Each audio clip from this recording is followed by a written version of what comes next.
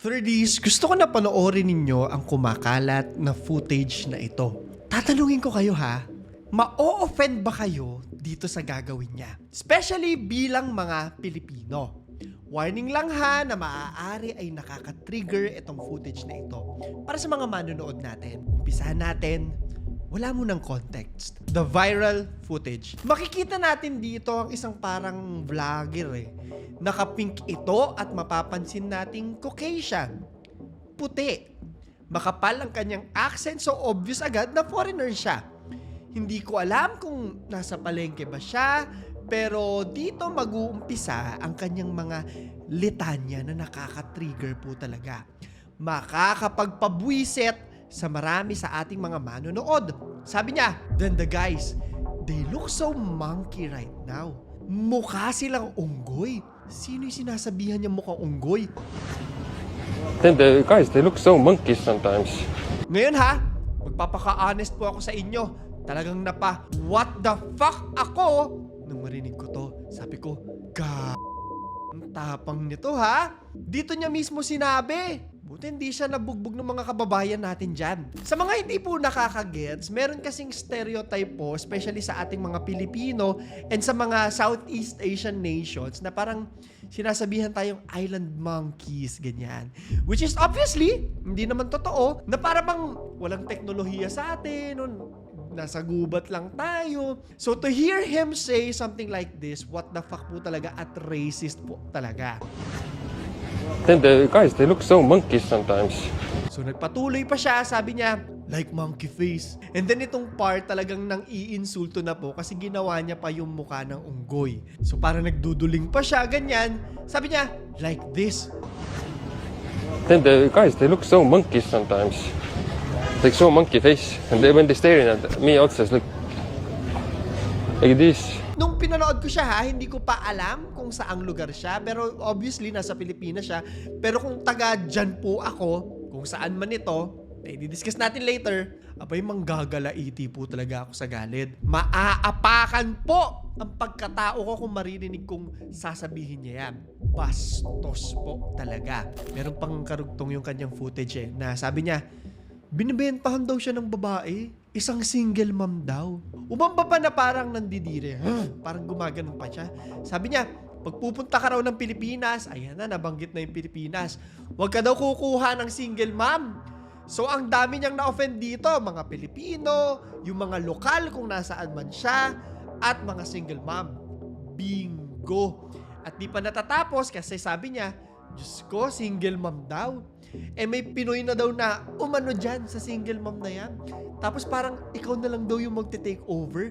Parang ganon yung sinasabi niya. Maniwala kayo.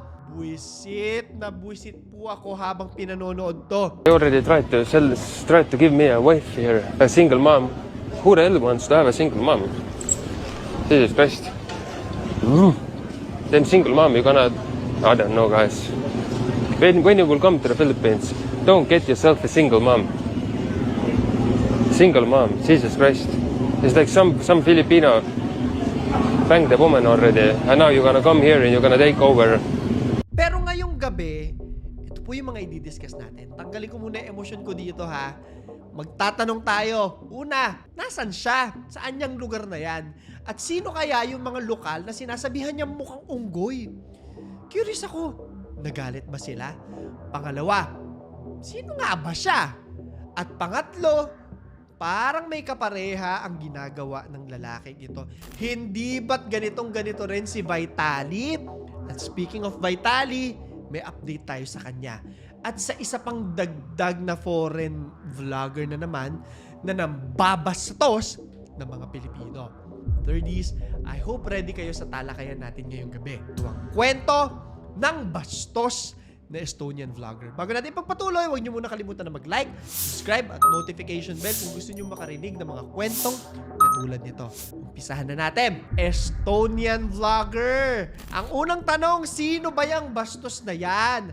Nanggagalaiti na po at tumataas na ang presyon ng mga Pilipinong nakapanood ng footage na ito. Makikita mo sa comment section po kung paano sila maasar At hindi nagtagal, naglabasan na rin yung mga articles po at balita tungkol sa lalaking papakita natin ngayon. Ang sabi, isang vlogger mula Estonia na huling nanghaharas ng mga Filipino locals, nambubuli. So sinerch ko po, hindi ako masyadong familiar din sa bansang yan, no? Pero ang Estonia pala ay isang bansa sa Northern Europe. European po ang lalaki, which kind of explains his accent. Then the guys, they look so monkeys sometimes. Like so monkey face. And when they're staring at me also, it's like this. Ang suspect na ito ay na-identify bilang isang 34 years old na si Sim Rusipu. Sana tama po yung pagkakabanggit ko. So, vlogger na naman ito, di ba? Sa YouTube, meron itong channel na Pro-Life Traveler. At ito yung sabi sa kanyang description ha. Hey, I'm Sim. I decided to leave my European life and come to discover the Philippines. I adventure, explore, and experience local life, beautiful places, and beaches. At kung mag-i-scroll ka po sa channel niya, puro Philippines po talaga yung kanyang content. So nag-i-scroll nga ako doon, and nakita ko yung first upload niya is more than a year ago lang. And magbabase lang tayo doon sa mga thumbnails po ha. Base lang sa unang tingin ko, hindi ko po napanood ito, no?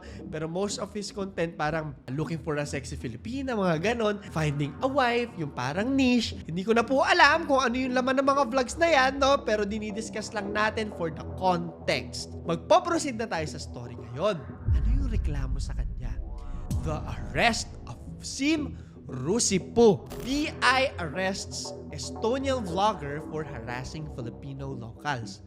Ayon sa isang article, ang sabi, inaresto na raw ang lalaki noong January 15, 2026, kamakailan lang, ng Bureau of Immigration Intelligence Operatives and Anti-Terrorism Unit with assistance from the Dumaguete City Police Station. Ayan na, nabanggit na ang Dumaguete and Barangay Cantil officials. Hindi ko po mapinpoint kung dyan mismo galing sa Dumaguete ha. Kawawa naman yung mga kababayan nating nananahimik po noon, mga taga Dumaguete na biglang mamaliitin sila. The way I see it, parang warm naman sila dito kay kay Sim. Diba? Tapos biglang ganon. Sa isang footage po, makikita ang Bureau of Immigration. I'm guessing po ha, agents ito na inaaresto na at nag-order ng deportation laban dito sa Estonian vlogger. Dahil sa pag-commit nito ng isang kaparehong offense, babanggitin na naman natin sa Russian prankster na si Vitalis Dorovetsky. Siya nababanggit, diba? Kwento ko sa inyo mamaya kung bakit. Pero balik muna tayo sa video.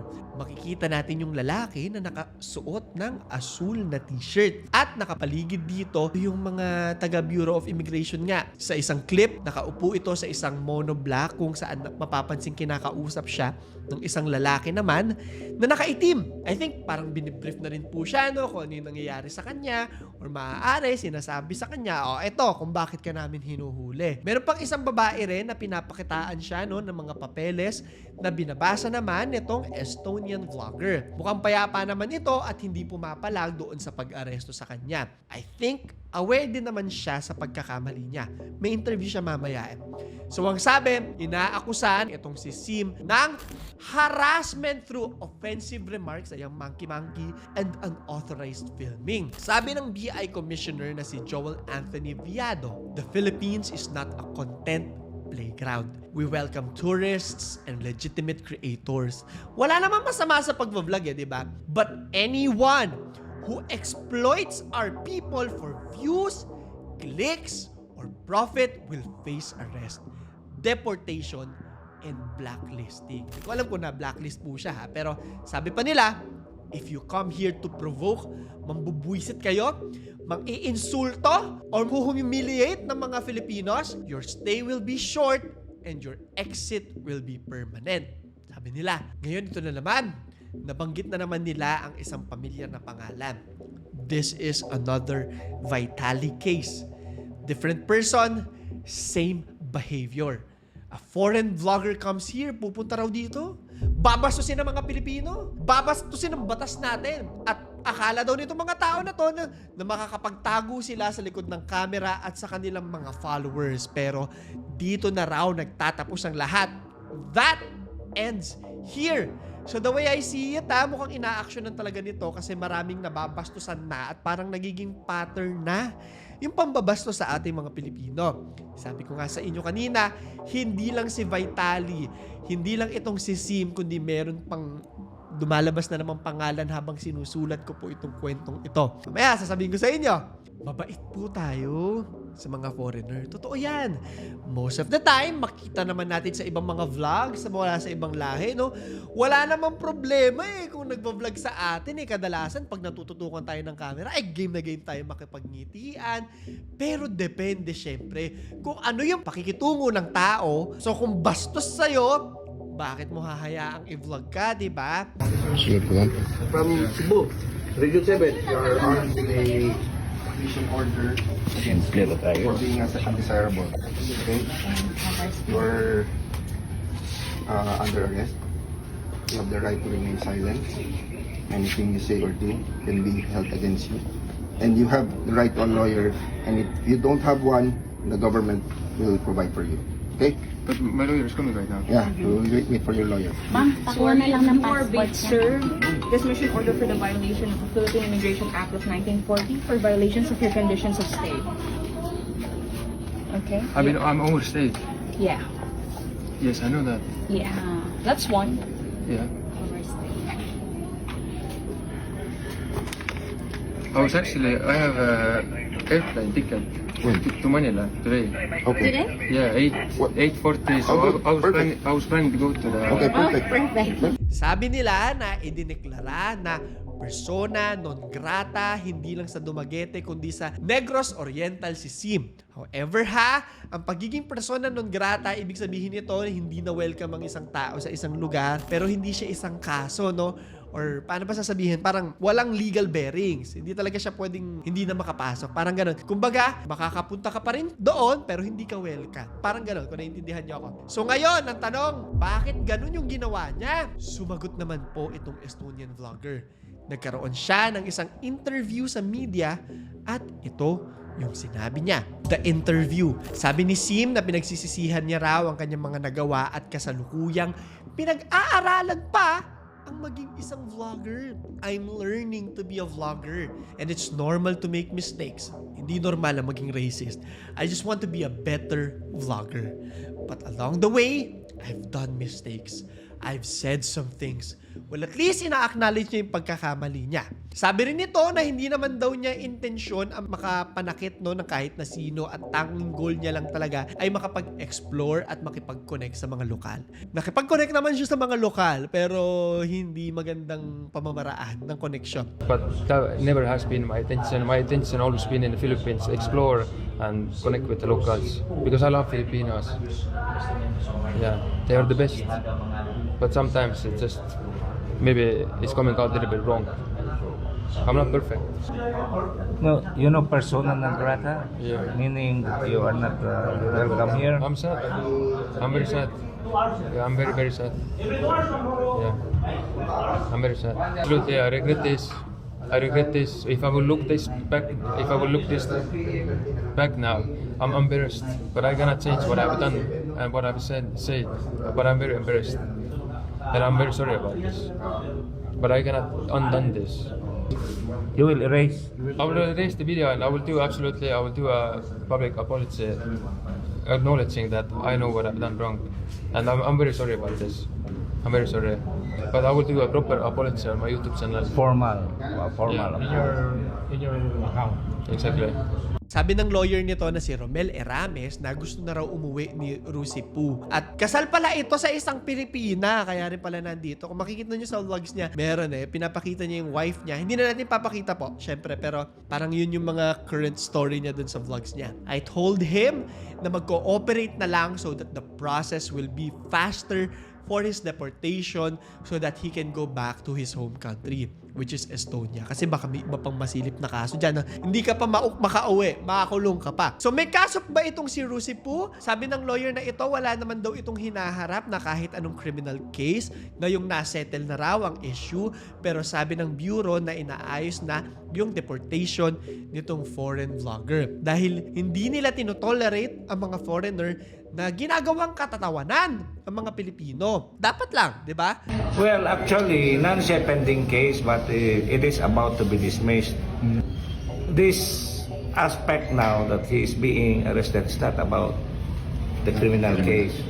It is a direct order coming from the commissioner himself for his being an undesirable, so-called undesirable alien. Because when your visa expired, you are no longer desirable to the Philippines kay expired man. Dapat mangayo kang extension. And other matters related thereto about the expired visa. So, wala rin yung problema. Ang criminal case, wala na yung problema. Ang katulad yung criminal case na i-filean siya. It's about to be dismissed, but it is now the administrative aspect filed before the Commission on Immigration. Now, ang penalty ana is immediate deportation.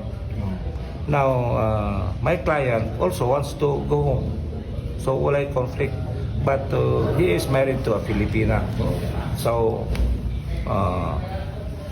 wala yung conflict. So, I told him, cooperate na lang so that the process will be faster for his deportation so that he can go back to his home country, which is Estonia. Ngayon, ito na. Bakit nga ba paulit-ulit na binabanggit ang isang pangalan? Back to Vitaly Zdorovetsky. Halos kasabay po kasi ng balitang ito, lumabas din ang mga balita sa update tungkol kay Vitaly. Ang sabi po ng Bureau of Immigration or BI na ang Russian-American vlogger na si Vitaly Zdorovetsky ay na-deport na sa Russia Saturday, January 17. Makikita natin sa video na parang nasa airport po siya. Hindi ko po alam kung saang airport po to. Parang naiya ata siya, no?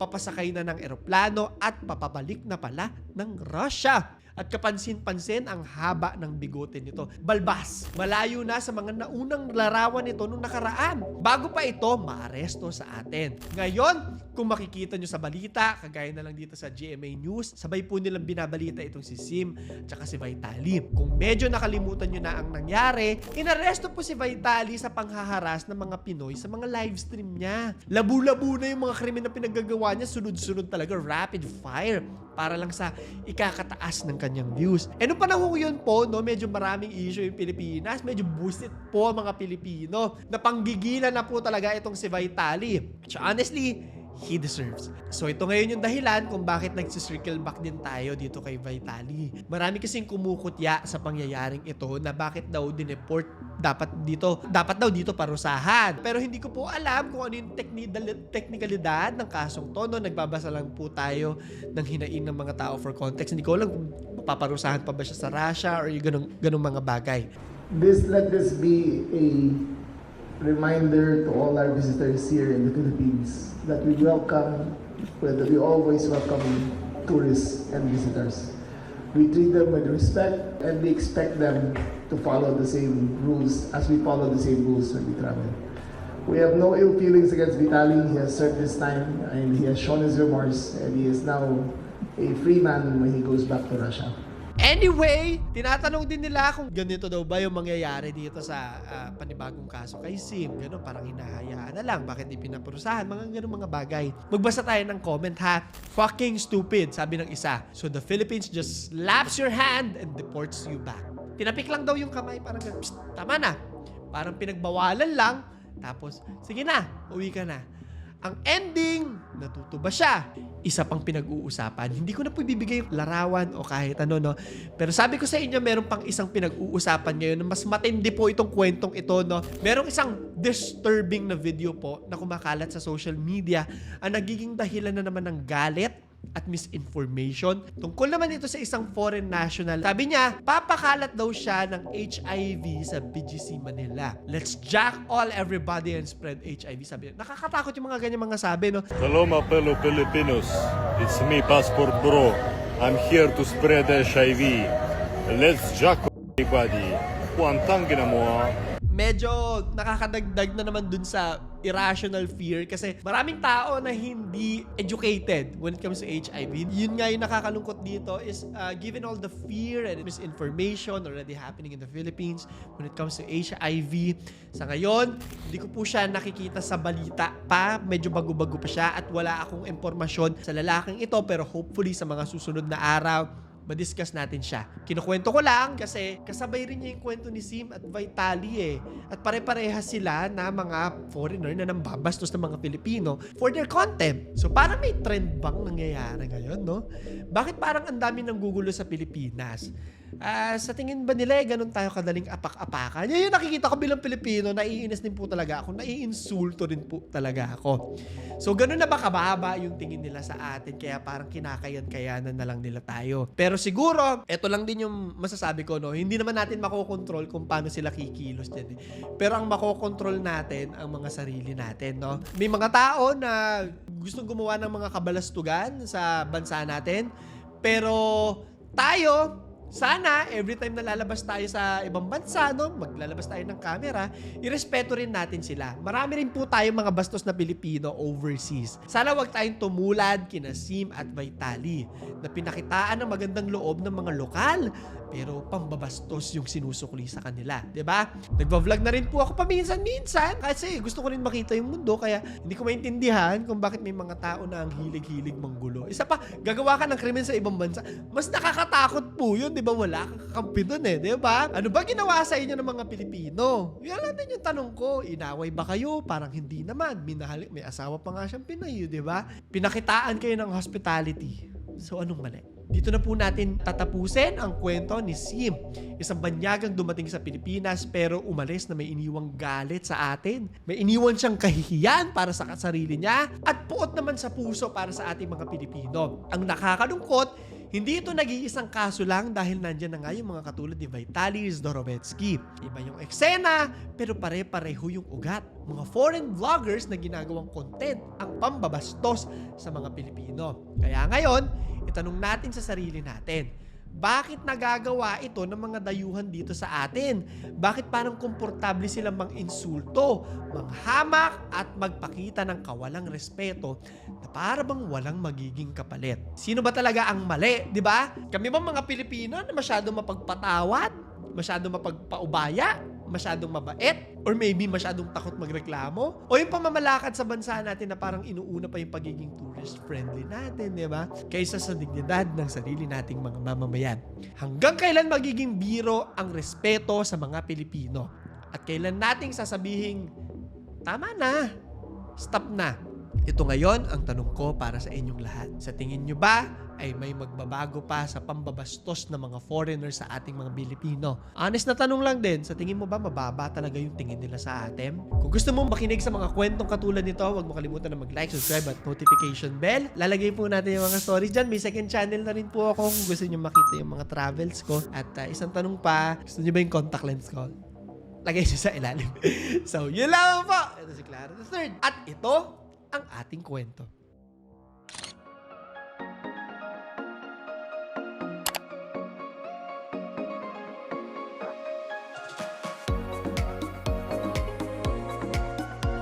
Ito na first time yung tatawid ng pedestrian ng Vietnam.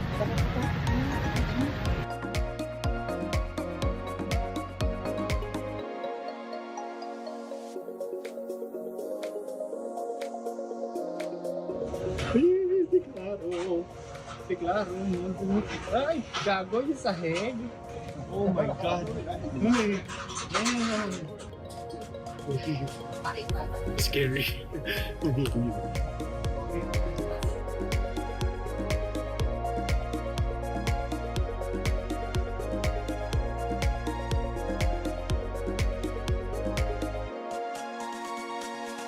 Nasa lubong namimili ako ng namimili ako ng damit. Hala, ayaw nila ako pa alisin.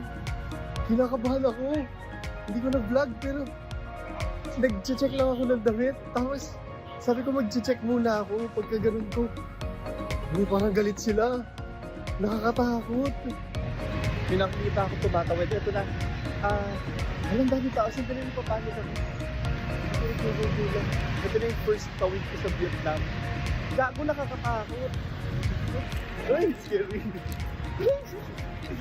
Yeah, for a